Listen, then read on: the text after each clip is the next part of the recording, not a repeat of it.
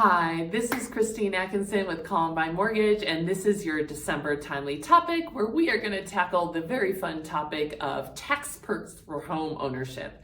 So if you, whether you already own a home or you're thinking about purchasing a home this next year, there are a lot of wonderful tax benefits that you should be aware of. So let's start by just understanding which IRS rules are impacted.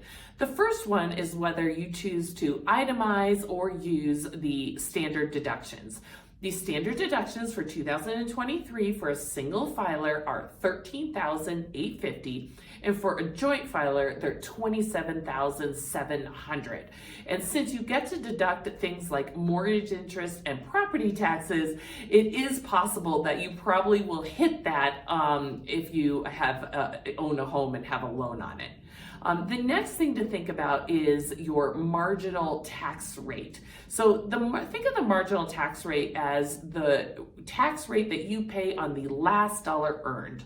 So if you are deducting, itemizing, and lowering your income, then you are actually saving on the highest tax bracket. So that is fabulous news. The last thing is the capital gains exclusion. So there are a couple of tests involved with this, both the ownership and the residence test, which says that if you have owned and lived in your home for the 2 of the last 5 years, you can exclude up to $500,000 from capital gains tax. And since a lot of people have tons of equity in their home right now, this is a fantastic benefit enabling you to move up to that next home. Okay, now that we know that the areas that are impacted, let's dive a little deeper into how you can take advantage of them.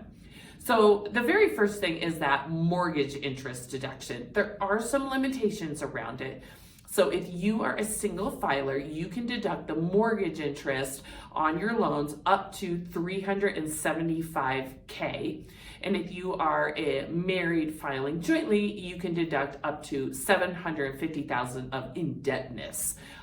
What does that really mean? That means if you have loans on a primary residence or a second home, including home equity lines that are used for substantially improving your property, then you can deduct the interest on those loans. And you can see from the chart below, with these high interest rates and sizable purchase prices, that mortgage interest adds up really quickly and can be a huge benefit on your taxes. The other thing that you can deduct are property taxes. That's another one that has gone up substantially in the last year, and so you are able to deduct that in itemize. Now, again, there's some limitations on that. So if you are a single filer, you can deduct up to $5,000 of your property taxes, but also includes your state and local taxes. And then if you are married filing jointly, that number goes up to $10,000. So that's great news.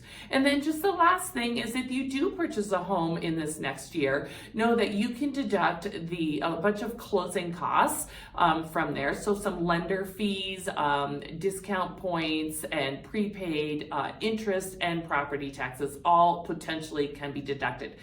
Note, we are not CPAs over here, so please go talk to your own CPA to confirm any of these deductions, but they really can be a positive. Add in there that we are still seeing appreciation in Denver and surrounding counties.